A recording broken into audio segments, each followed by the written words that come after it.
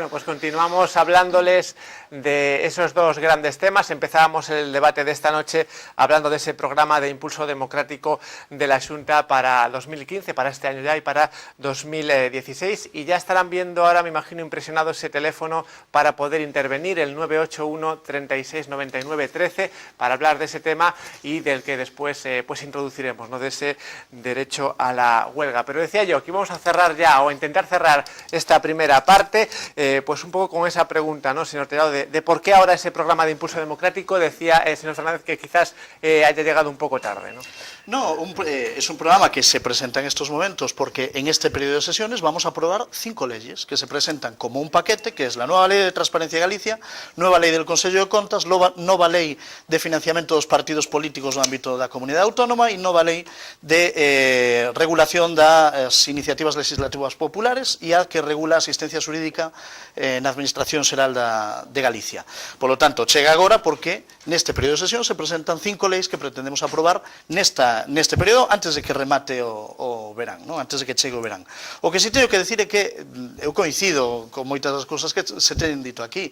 Claro que sí, moitas veces un ve as imaxes que se trasladan do Parlamento de Galicia e sinte bochorno, pero eu nese sentido teño que decir que nese bochorno hai uns que insultan e outros que reciben os insultos, ou que recibimos os insultos, non? Por lo tanto, eu creo que si alguén que representa un partido minoritario, que a cidadanía non lle dá a confianza maioritaria, ten que desacreditar a quen representa a maioría dos galegos, utilizando o insulto, bueno, pois realmente que esa persoa non ten argumentos para defender e para convencer a quen non os vota para que o faga, non? Hai unha lei que pasamos por alto, que é a nova Lei de Regulación das Iniciativas Legislativas Populares e que non falamos en concreto en que consiste, e creo que é importante dar 3 datos, non? Iniciativas legislativas populares. Ata agora se exixían 15.000 firmas, a nova lei rebaixa o umbral de firmas exixidas a 10.000 firmas para que sexa máis fácil, se regula ademais, bueno, pois se adapta á nova situación e que se permiten firmas electrónicas, bueno, en fin, se aposta polas novas tecnoloxías, non? Se mantén o financiamento, porque aqueles persoas ou colectivos que promoven unha iniciativa legislativa popular reciben unha subvención do Parlamento de Galicia de ata 6.000 euros para pois levar adiante todos os trámites necesarios, non? Por lo tanto... Creo que un segundito porque tenemos una llamada, pero ahora continúo hablando de las ILPs. Hola, buenas noches. Hola, adelante. A ver si tenemos esa comunicación. Sí, parece que nos dicen nuestros compañeros que está al teléfono, a ver si nos escucha. Hola. Bueno, pues parece que no hay. A ver si recuperamos algunos segundos la llamada. Señor Tellado hablaba de esas... Sí, por lo tanto, na nova legislación se impulsan as iniciativas legislativas populares e se crean dous novos mecanismos que calquera cidadán ou colectivo de cidadáns poidan presentar proposicións non de lei. Para elo teñen que acumular 2.500 firmas que avalen esa iniciativa e que no Parlamento se debatirán cando calquera grupo do Parlamento de Galicia asuma esa iniciativa cidadá como propia e os cidadáns poderán tamén formular preguntas de control ao goberno e que entrarán no trámite parlamentario cando calquera grupo da Cámara as tome como súas e as inclúan nas ordes do día das comisións ou dos plenos, non? Preguntabas agora, por que agora? Sí. Non, é que nos nestas medidas non comenzamos agora. É que hai feitos que avalan o compromiso do Goberno da Xunta de Galicia en materia de incremento de control do Goberno galego, no incremento da eficiencia e da calidade dos servicios públicos, do incremento da transparencia, e que este Goberno foi o primeiro en facer públicas as declaracións de intereses de todos os membros do Goberno galego, que calquera que entre na web da Xunta de Galicia pode ver as declaracións de intereses e as declaracións de bens do presidente da Xunta e as súas declaracións da renda, pode ver as súas declaracións de bens recollidas. Este foi o primeiro goberno que regulou as viaxes oficiais da Xunta de Galicia para que non se mezclasen viaxes oficiais con viaxes de partido ou políticas. Este foi o goberno que homologou e publicou as retribucións dos responsables de todos os entes externos da Xunta de Galicia, os denominados como chiringuitos. Este foi o goberno que reduciu o número de altos cargos nun 50%. Este é o goberno que reduciu o número de asesores nun 40% dende ao ano 2009 cando chegamos. Este é o goberno que se tomou moi en serio todas estas cuestións, non? Agora agora non hai barra libre nos coches oficiais como había ata hai uns anos, agora se controla os procesos de contratación pública, todos saen publicados na plataforma de contratación da Xunta de Galicia, polo tanto, este compromiso coa ética e a honorabilidade dos altos cargos, co incremento da transparencia, é un compromiso que nós non comezamos agora, nesta segunda legislatura, é que estas son cuestións que nos levamos poñendo en marcha dende o ano 2009, porque compre dicir que fomos os primeiros en dicir que viña en riba unha grave crise económica, mentres outros dicían que España iba ben, que había brotes verdes e que non pasaba nada. Gracias, señor Tellado. Bueno, señora Vázquez, ¿han podido comprobar esos pasos que ha ido dando la Xunta de Galicia en el sentido en el que ahora apuntaba el portavoz del PPDG? Home, eu non lle fixen un seguimento de verdade, sospeito que non é así, por certo, dos brotos verdes me parece que é unha frase do señor Rajoy, non é do anterior. Non, brotes verdes era do señor Zapatero, e daquela os sindicatos decían que bueno, que a ver. Os brotes verdes eran de Zapatero. Bueno, pois entón utilizou no Rajoy tamén cos brotes verdes. Non, foi Zapatero, daquela non vos molestou nada. Eu non sei se se eliminou a barra libre dos coches oficiales, sinceramente non tuve interés en coñecer ese dato, e non teño ese coñecemento. A verdade é que, señor Tellado, a min, eu ahora mismo non estaba mirando a vostede, estaba escoitando, e de verdade que me daba a sensación de que estaba usted no Parlamento e de que me recordaba moito ao señor Feijóo, e non sei por qué, soname máis o seu discurso de verdade, e non coñezo se iso é así ou non é así. Me parece que en algunha cousa non está usted faltando a verdade, me parece que o dos cargos públicos non é como usted o dice, pero bueno, está usted no seu dereito, está usted no seu dereito de decilo, e por tanto eu a esa pregunta de si creo que é así ou non é así, pois eu creo que non é así, sinceramente o digo, non? Teñome que reafirmar no que levo dito ata o de agora. Ahora a continuación, señora Vázquez, tenemos una llamada, a ver si recuperamos la anterior. Hola, buenas noches. Hola, buenas noches. Díganos, adelante. Hablar. Sí, tenemos un problemilla hoy con el teléfono. Hacerle una pregunta, no oigo bien. Ahora perfecto, sí, adelante. Bueno, pues yo quería decirle, vamos a ver, solo estaba hablando sobre el señor Feijóo, ¿no?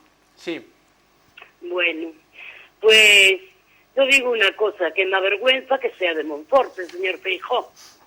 Otra cosa, para hablar con el alcalde en Ferrol hace falta, yo creo que tener una recomendación. Para hablar con la señorita doña Rosa Martínez de Bienestar, otra recomendación. O sea, que el Partido Popular se está pasando y fui de él hasta la muerte. Pero de él. Pero ahora no. Desengañeime. Pero moito.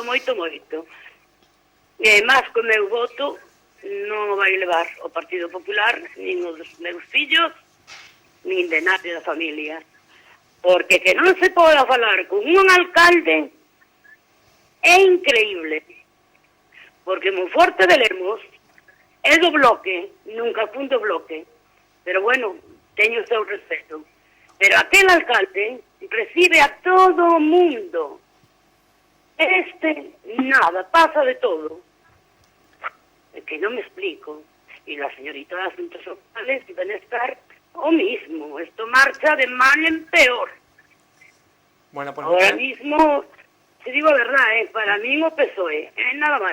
Muchas gracias. Y ya no tengo más nada que decir porque me avergüenzo del que el señor Feijóo sea de comentario. Monforte. Quizás es un tema que se ha llevado al ámbito municipal, quizá tiene algo que ver, pero en este caso no con el ámbito autonómico, sino con el municipal, ¿no? Esa transparencia, esa comunicación, pero bueno, hablaba la señora Vázquez sobre ese programa, ¿no? de impulso democrático. Sí, no, eu decía que non o creía, creo que xa fixen antes referencia, porque o señor Tellado fixo referencia ao diálogo social, evidentemente eu creo no diálogo social, eu defendo, eu creo, e ademais o defendo desde a perspectiva de representante dos traballadores e traballadoras, porque o diálogo social non é un privilexio que nos conceda o goberno de turno, é que o diálogo social é un dereito dos traballadores e traballadoras para negociar, entre outras cousas, as súas condicións de traballo, por exemplo, ou calquera outra cousa que lles millore a súa calidade de vida, por poñer un exemplo. E dito isto, como decía, sona irónico que se fale de impulso democrático cando no Estado se están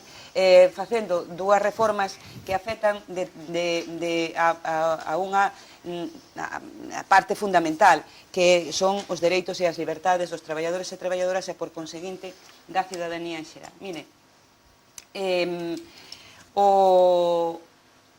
para entrar despois, porque supoño que entraremos no tema da reforma da folga, en la siguiente o Comité ronda. Europeo de Dereitos Sociais, que é o órgano encargado de verificar se os Estados membros, e entre eles España, cumple as obligacións que lle impón a Carta Social Europea, porque España é un Estado social e forma parte da Unión Europea, dalle un tirón de orellas ao goberno, fai un informe e dice, rapidamente, que o Executivo, o goberno do Partido Popular, que goberna con maioría absoluta, incurre en graves incumprimentos dos dereitos laborais, negociación colectiva e liberdade sindical que reconoce a Carta Social Europea. Entre outros, denuncia que o salario mínimo interprofesional non asegura un nivel de vida digno, a violación de liberdade sindical na aprobación da reforma laboral o non ter consultado o goberno coas organizacións sindicais e que as medidas adoptadas son desproporcionadas en relación aos obxectivos que se perseguían e a inxerencia no dereito de folga e a criminalización da actividade sindical. 30 segundos. Isto é o que lle dice o Comité Europeo de Dereitos Sociais ao Goberno de España. E agora fáleme usted, señor Tellado, de impulso democrático. Bueno, pues por cerrar este bloque del programa de Impulso Democrático, señor Fernández, ¿algo que añadir desde el ámbito empresarial? Home, en este momento eu coido que falar dos políticos que nos toca neste momento da historia de Galicia e de España, entendo que non é ni mellor ni peor que o que vimos traído hasta ahora, non? O que sí entendo é que a xente o que pode exixir é un poquinho máis de respeto. A sociedade está moito mellor preparada, é certo tamén, e que cada vez máis hai que estar á altura desa sociedade. Pois entón ya non coincide. Perdón. Entón eu creo que hai que estar un pouco á altura desa sociedade, non? É certo que se elaboran algunhas leixes que despois non se poden levar a cabo, por exemplo, a lei da folga, non? Eu entendo que a lei da folga que apuntaba ahora Auri, hai comparación da lei anterior que a lei que se propón agora, en donde a un huelguista, que lógicamente tamén ten que estar regulado, a un huelguista se lle trata peor, no sentido de penalizalo máis que a un agresor sexual, por exemplo, non? Entón, hombre, isto, a ver, parece que preocupa un pouco. Pero é certo que se os políticos son un reflexo da sociedade que representan, tamén é certo que a sociedade marca unhas pautas. É dicir, os que están hoxe elexidos democráticamente por maioría absoluta en este momento son ese reflexo da voluntad que en aquel momento ese programa que ese partido presentou para que os electores compararan cales eran as mellores opcións, o sea, dentro do que se presentaba, pois, hombre, foi o que resultou elexido. Que é isto? Que quere decir isto? Eu creo que quere decir que hai que, de alguma maneira, respetar as maiorías. Decía Miguel foi un momento que se o partido que está gobernando, o partido que ten unha maioría absoluta, ten que responder a 4 partidos, home, debería ser, supoño que consustancial a maioría dese partido e que as minorías non poidan ter ao mesmo tempo, senón proporcional ao que ten o goberno. Porque senón, claro, aí se fai un folclore que a veces nos leva onde nos leva. A una llamada más, ahora continúa. Hola, buenas noches. Hola. A ver si intentamos conectar con este espectador o espectadora. Hola. Bueno, pues parece que hoy no tenemos la buena... Estaba hablando, señor Fernández, de esas respuestas en el Parlamento, ¿no?, que se dan a los diferentes grupos. Sí, que eu entendo que a veces non é proporcional. Eu, ademais, é que, a ver, eu como vexo os resúmenes, non? Efectivamente tamén se focaliza máis os medios de comunicación, tanto escritos como televisados, focaliza máis o problema xeral que se produce cando hai un altercado, pois é o que é máis noticia, non? A noticia é que o neno lle mordo ao can, non que o can lle mordo ao neno. Entón, en ese momento, hombre, focalizas ali verdadeiras cosas que che dan vergoña a xea, non? Pero é certo que son todos os representantes do povo, é dicir, sin excepcións, porque están ali todos elexidos democráticamente. Eu nesta legislatura non vin a ningún diputado do Partido Popular insultar a ninguén. No, Eu hai podo unha falar do presidenta- tempo no que pero hai estou. unha presidenta tamén do Parlamento que a veces tamén é, ao mellor, non é fácil, eu, desde logo, non querría ser a presidenta, en este caso, sería eu presidente, non quixera estar no cargo da presidencia da Cámara, porque non debe ser fácil. É dicir, si te pasas, porque te has pasado, é un abuso de poder. Si recriminas 3 ou 4 veces, tampouco che fan moito caso. Tamén é certo que a veces, pois eu que sei, os ánimos se encrespan. Porque é certo, non cabe duda, que cando hai unha maioría absoluta é máis fácil gobernar, porque tampouco hai que consensuar coa oposición aquilo que se está debatindo. Entonces, ese minuto de gloria que teñen eses partidos tamén é chamar a atención para que eso despois sexa trending topic a nivel nacional, non? Aí poido, si cadra, si non, poido hoxe facer unha censura eu, quizás por a simpatía que sinto por este chavaliño que está empezando na política, digo chavaliño porque é máis novo que eu, pero bueno, por este político que eu creo que é un tío que ten bastantes narices, que se está presentando a nivel nacional dentro de que naceu en Cataluña, non? Unha rapaza, ademais, que confesa que lle votou o PP, que lle votou o PSC, que lle votou a CIU, e depois monta o seu partido. Desde os partidos parece que non están moi contentos, e fan, digamos, que bufa, por exemplo, hoxe, creo que ten máis categoría, o presidente do Partido Popular a nivel nacional decía nunha xuntanza, supoño que no foro 21, este siglo XXI, decía que claro que o da coleta, o de Podemos, o de non sei donde, e ao final facendo mención ao señor Rivera decía naranjito. Eu creo que aí o único que se fai é encrespar a xente. É dicir, creo que a xente que ve a un político, o portavoz do Partido Popular, que está gobernando Galiza, o país en xeral, ten que ter un respeto tamén pola oposición. É dicir, non pode gratuitamente entrar. Ademais, que lle fai un favor tremendo, porque ao final ese partido que el quixo menospreciar, resulta que Naranjito foi trending topic mundial.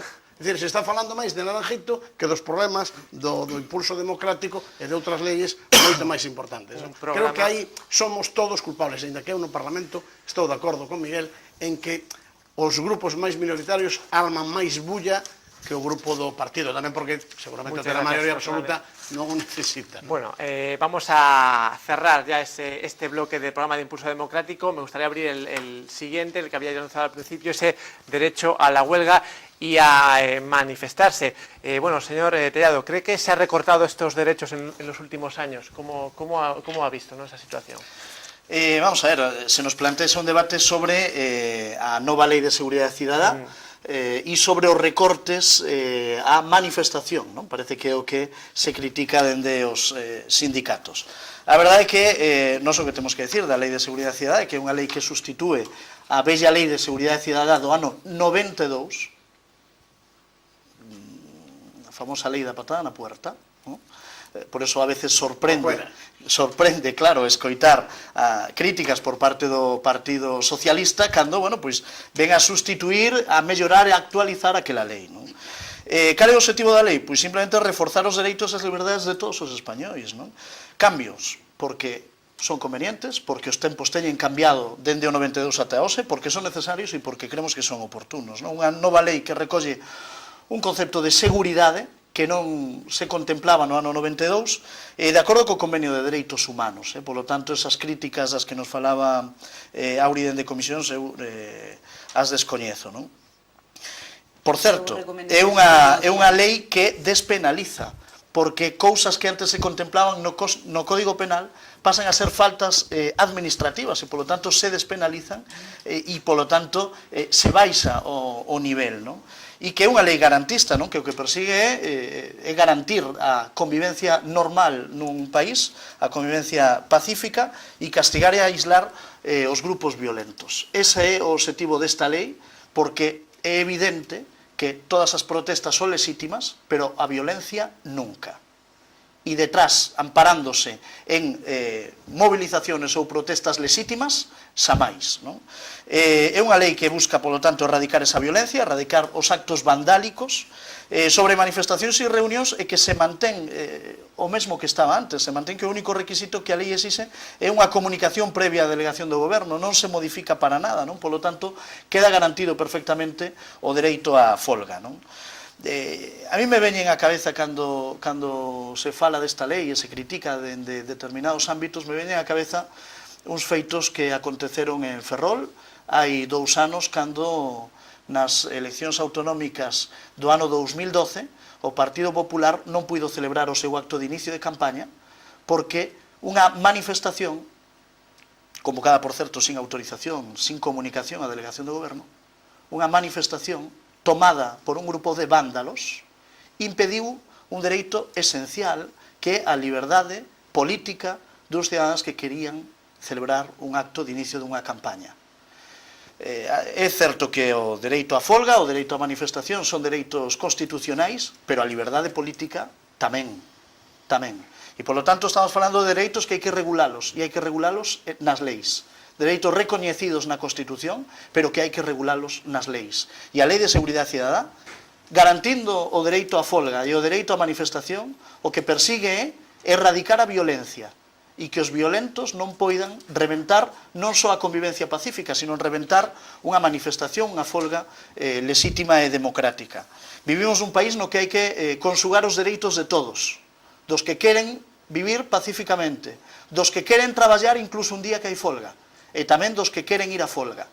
E esa é a Lei de Seguridade Cidadá que o Goberno de España ten impulsado, 30 segundos. que o Congreso dos Diputados ten aprobado e que a oposición neste país se ten negado a consensuar absolutamente todo.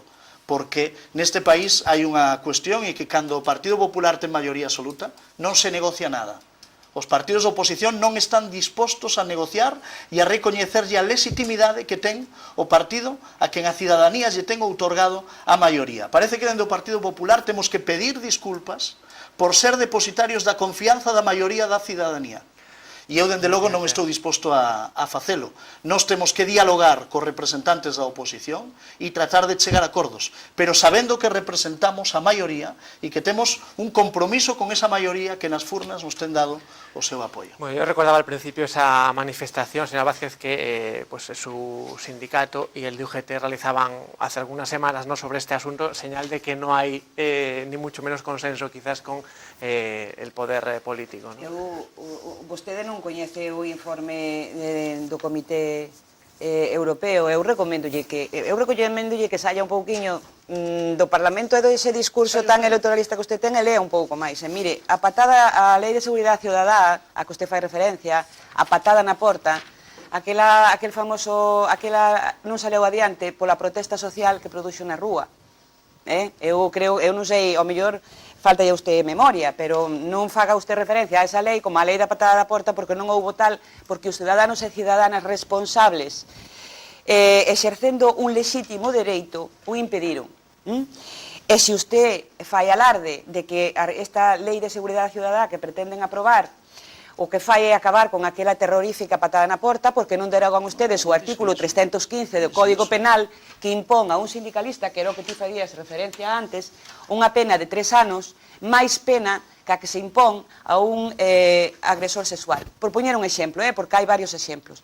Dígame usted, se tanto son vixiantes da legitimidade, por que siguen mantendo esa aberración? Por certo, o artículo 315 que deriva doutro artículo do Código Penal franquista, e de cando nos últimos estertores da dictadura intentaban prohibirse as folgas que estaban a proliferar en todo o país. Por tanto, modifiquen ustedes eso e a partir de aí deroguen ese artículo e empezaremos a falar, pero non utilice usted cousas que ademais non son verdade. Mire, non lle vou a consentir que cando estamos falando de folga e cando estamos falando dun dereito fundamental como é o dereito á folga, meta usted tan subrepticiamente o dos grupos violentos. Porque existen instrumentos.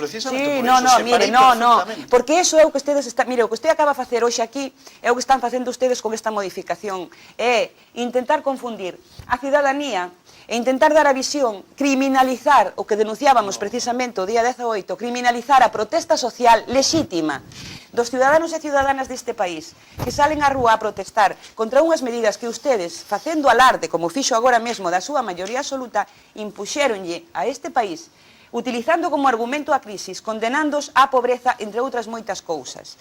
E poño de exemplo a reforma laboral, porque é tan patente. Fíxese, se fixeron ustedes alarde da súa maioría absoluta, que nin consultaron como lle exixía a lei, e como lle acaba de decir o Comité Europeo que deberan ustedes facer. Por eso, por non habelo feito, vulneran ustedes un dereito fundamental e vulneran ustedes a liberdade sindical. Así que non, señor Tellado, non siga usted por esa vía criminalizando a protesta social e dicindo os grupos violentos.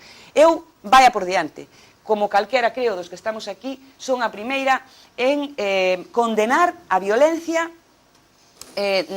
calquer tipo de violencia, pero teñen ustedes os medios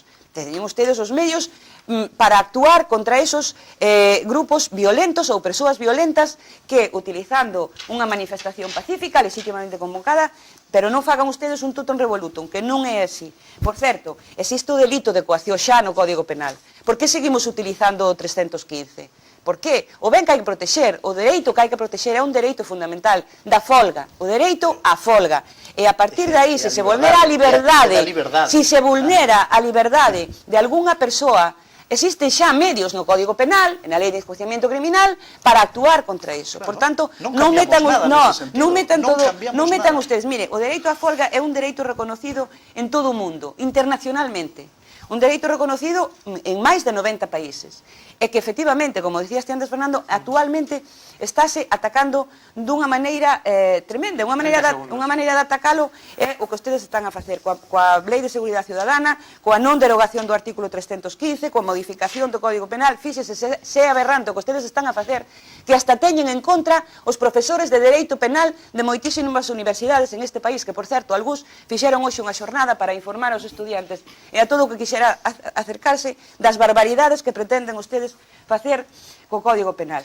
E como tal dereito, claro, opóñense, xa acabo, opónse ao dereito á folga os grandes grupos empresariales, os grupos de empleadores que se lles chama, e os que se sumaron e os que se están sumando moitos gobernos que como eres o goberno deste país, por suposto. Señor Fernández, ¿cómo se debe actuar según los empresarios ante el derecho a la huelga, ¿no? A ver, se debe regular. El derecho a la huelga todos sabemos que es un derecho fundamental, ¿no?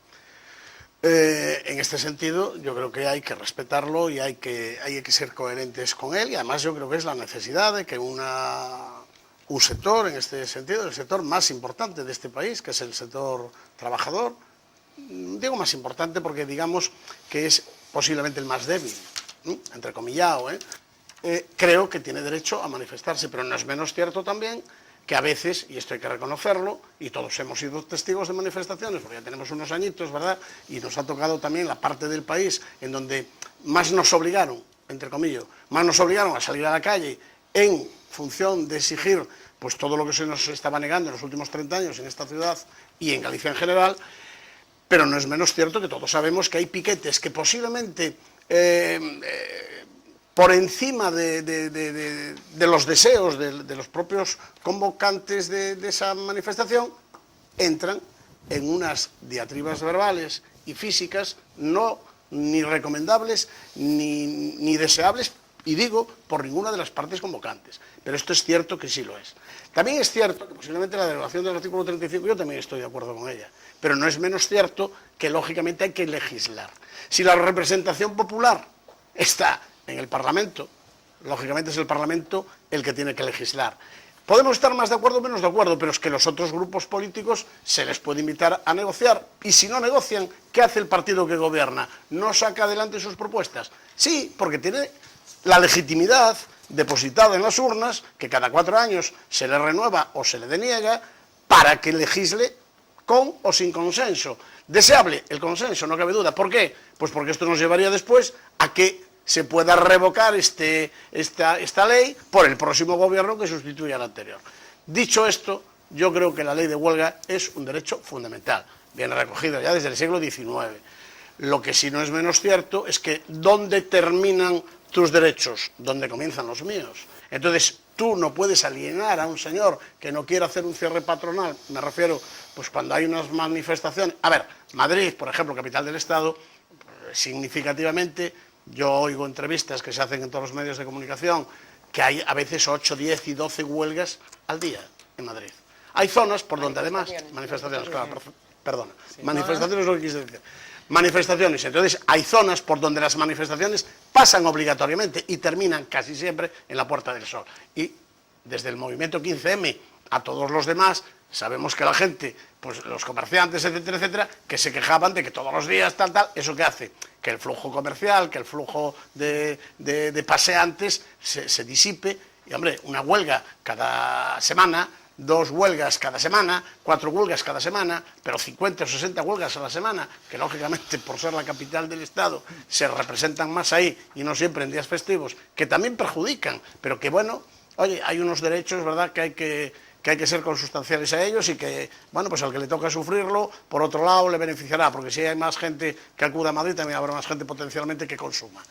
Yo creo que lo que hay es que consensuar, pero hasta donde se pueda, y si no, hay que gobernar. Lo que no puede estar un país es ingobernado, porque si tiene mayoría absoluta va a sacar adelante la norma. Llegar a un acuerdo con gente que tiene una ideología de una manera y de otra tampoco será muy fácil. Creo que esto pasa en todos los parlamentos. Yo incluso en el Parlamento inglés, oigo como a veces llegan a palabras mayores, ¿eh? Y bueno, pues, lógicamente nosotros no somos diferentes, porque además, entre otras cosas, en Inglaterra se les supone una flema y aquí los latinos sabemos que somos de sangre más caliente y posiblemente nos aterramos un poco mal. Lo que parece difícil es un consenso, señor Tirado, en este asunto, ¿no?, de la seguridad y del derecho a la huelga, ¿no? Bueno, desde luego, si no hay consenso, desde luego el Partido Popular lo que tiene es la responsabilidad de gobernar y de impulsar las leyes a las que se ha comprometido electoralmente con los ciudadanos, ¿no? A mí me sorprende que a la responsable de Comisiones Obreras le sorprenda que yo maneje el mismo discurso que el presidente de mi partido. Claro, es que yo soy el portavoz del Partido Popular de Galicia, ¿no? A mí lo que sí me sorprende es que la responsable de Comisiones Obreras maneje el mismo discurso de correa de transmisión de determinados partidos. Eso sí que es sorprendente, ¿no? Derecho a huelga, por supuesto. Es que no hay que reconocerlo, es que está reconocido en la Constitución española, por supuesto, y que la Ley de Seguridad Ciudadana lo respeta en los mismos términos en los que está actualmente. Lo que sí vamos a hacer es luchar contra las protestas de los violentos que muchas veces se introducen en medio de las protestas, ¿no? Sí me hubiese gustado, no hoy, sino hace 2 años, escuchar una denuncia expresa de Comisiones Obreras a los hechos de aquella noche que vulneró los derechos políticos de ferrolanos que queríamos celebrar la pegada de carteles del Partido Popular. No es que no lo denunciéis hoy, que dices que siempre denunciáis los hechos violentos. No lo denunciáis hoy, ni lo habéis denunciado los últimos 2 años. Claro, la pobreza, llevamos a la pobreza a la ciudadanía. No, mire, nosotros estamos luchando contra una crisis que nos hemos encontrado cuando hemos llegado al gobierno de España, y aquí Comisiones Obreras no decía nada cuando el gobierno anterior destruía 3,2 millones de puestos de trabajo del año 2008 al año 2012. Por lo tanto, compromiso con el empleo de este partido, que hoy está creando empleo en España gracias a esa reforma laboral que vosotros protestáis y que ahora cuestionabas, pero ojo, que tu sindicato también utilizó para despedir a trabajadores. Esa misma normativa de la reforma laboral la han utilizado sindicatos que antes la habían criticado. Por lo tanto, nosotros somos coherentes, nosotros defendemos esta reforma laboral y creemos que hoy se está creando empleo en España gracias a esa reforma laboral, y somos consecuentes, y supone, oiga, es que nosotros le hemos pedido a la sociedad española una serie de esfuerzos muy grandes en estos años, como para no defender lo que hemos hecho bien y que ha permitido generar empleo. La reforma laboral ha sido importantísima para que hoy se cree empleo en este país, y ha sido importante porque la misma normativa con la que se contrata es la misma con la que se despide. Y a mí lo que no me vale es que Comisiones Obreras cuestione la reforma laboral en vigor y que haya utilizado esa misma normativa para aligerar sus propias plantillas, en concreto en Galicia. O sea que yo creo que dobles discursos, pues yo creo que no. En cuanto a la ley de protección de la seguridad ciudadana, lo que tenemos que decir es que no afecta en absoluto a los derechos de huelga y a los derechos de manifestación y de reunión, siguen los mismos términos. Y lo que yo quiero decir, ya para terminar, es que es una iniciativa despenalizadora, en la medida en que comportamientos antijurídicos, antisociales, hechos vandálicos, que todos rechazamos, y estoy seguro que vosotros también, no lo he puesto en duda en ningún caso, no irán ahora, a partir de ahora, a través de la vía penal, sino que va a la vía administrativa. Se dice, claro, es que el gobierno persigue a los manifestantes con multas. No es verdad.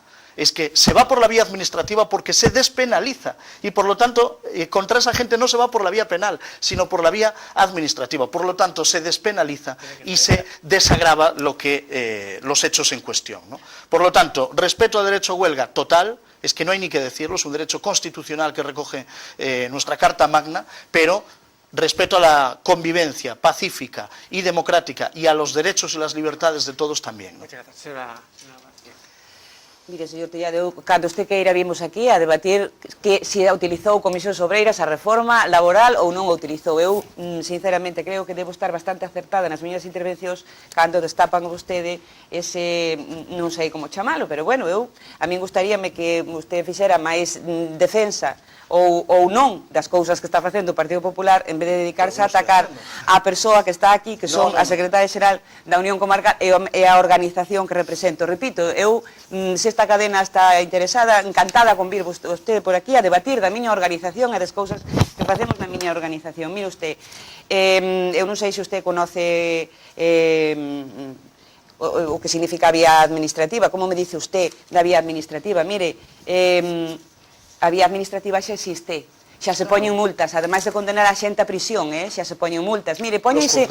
No, que dice, señor Tellado? Mire, eu se quere traer... Ademais é que casi o vou a facer, vou a coller todas as multas administrativas que lle foron impostos a sindicalistas e a persoas que colaboraron nos piquetes informativos, que son legales, os piquetes informativos, que se lle impuxeron nas sucesivas folgas a que se lle fixo ao Partido Socialista tamén, que tamén lle fixemos unha folga ao Partido Socialista, mire, ademais de facerlle ao Partido Popular, fixemos ya antes ao Partido Socialista. Bueno, pois eu vou a traer todas as multas gubernativas que se fixeron, solo que se identificou a xente, se lle tomou nota do número de carne de identidade, do nome e apellidos, e despois chegoulle a multa gubernativa. Eso é unha multa gubernativa. E despois están as penas, e despois está o que se condena. Hai 300 sindicalistas encausados. Non, mire, encausados. Deroguen ustedes o artículo... No, mire, señor Tellado, non vai usted por aí. Deroguen ustedes o artículo 315 do Código Penal. Por que se lle está poñendo a un sindicalista por participar nun piquete 3 anos e medios de prisión? É un agresor, sexual, se lle están poñendo 2 anos. Señor Tellado, pero non me interrumpa, eu fui moi considerada con vostede, Vostede non está sendo. Xa dixen ao principio que era educada e disciplinada, gustaríame que vostede o fora tamén. Mire, non é certo o que este está dicindo, non é certo. E sempre condenamos a violencia, sempre condenamos a violencia.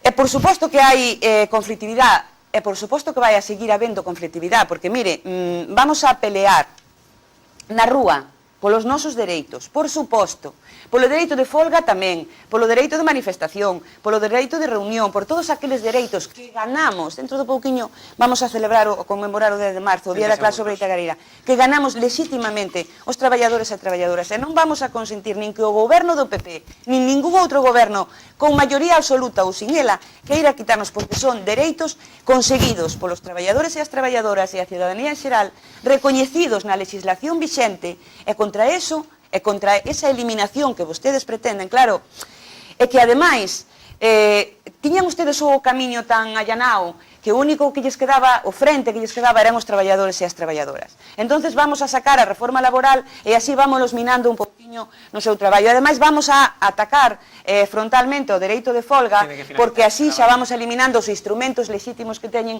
para loitar contra as decisións inxustas que tomamos. Non veña usted aquí presumindo de diálogo social, de concertación, de escoitaros... No, que non é certo, que levan ustedes gobernando no Estado os últimos anos a golpe de decreto, e a reforma laboral foi imposta injustamente, e sí, señor Tellado, sí que está facendo a xente máis pobre. Estamos a punto de finalizar. Para terminar, señor Fernández, hablábamos antes de conflictividad. ¿Qué conflictividad prevén los empresarios después de estas medidas? Por certo, perdona, Fernando, non coñezo ningún empresario encausado, nin con ninguna sanción administrativa por haber vulnerado o dereito de folga. E sí coñezo traballadores despedidos por haber ido á folga. E non conozco a ningún empresario. ¿Qué conflictividad prevén, señor Fernández? Si me permites, yo, como lo tengo aquí, es un dato que recogí, que leí, que estudié y que tal, pero lo voy a hacer literal.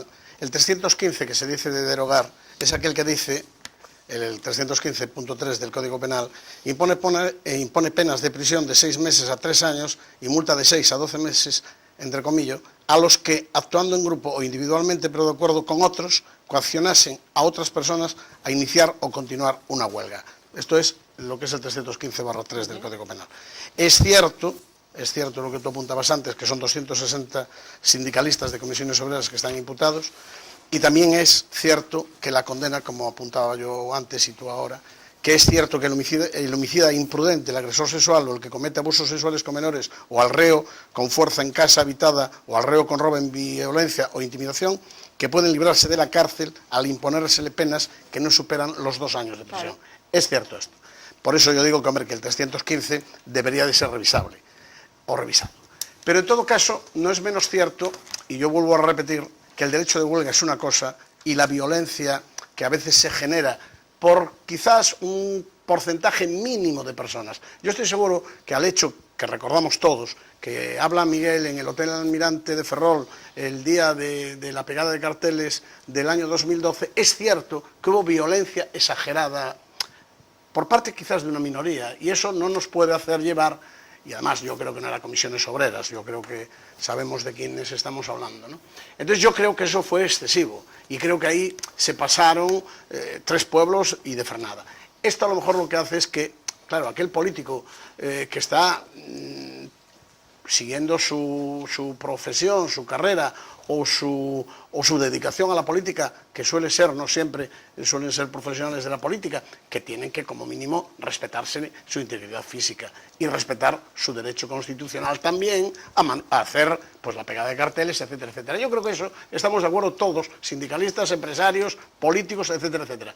Pero que hay hechos delictivos, sí. Que hay hechos que pueden además derivar en algo peor que unas heridas y, bueno, hubo sangre, o sea, quiero decir, no quiero ser alarmista porque esto además ya pasó, y yo creo que todo el mundo sabe de lo que estamos hablando, por circunscribirnos a algo que esta ciudad, que nos está viendo y oyendo, recuerda perfectamente, porque estamos hablando de hace 2 años, pero se podría retrotraernos más hacia atrás, y siempre hay algunos elementos subversivos, que los habrá seguramente en los empresarios, que los habrá también en los políticos, porque las cárceles, afortunadamente, ahora también está llenándose de políticos que han metido la mano en el cajón. Y eso es una manera de ser violentos, ¿eh? No quiere decir que solo sea cuando te zumban, sino cuando te roban. Y robar es llevarse el dinero, que son de las arcas públicas, llevárselos a patrimonios en los paraísos fiscales, ¿no? O sea, yo creo que es todo condenable. Muchas gracias, señor Fernández. Bueno, sin duda habría todavía para mucho más debate sobre estos asuntos, pero el tiempo es el que es, perdón, y ya solo nos queda agradecer mucho la presencia aquí de nuestros invitados, señor Tellado, señora Vázquez y señor Fernández. Gracias por haber estado con nosotros esta noche. A ustedes también por su atención y por esas llamadas, que hoy hemos tenido algún que otro problema. Esperemos que la participación siga siendo tan alta.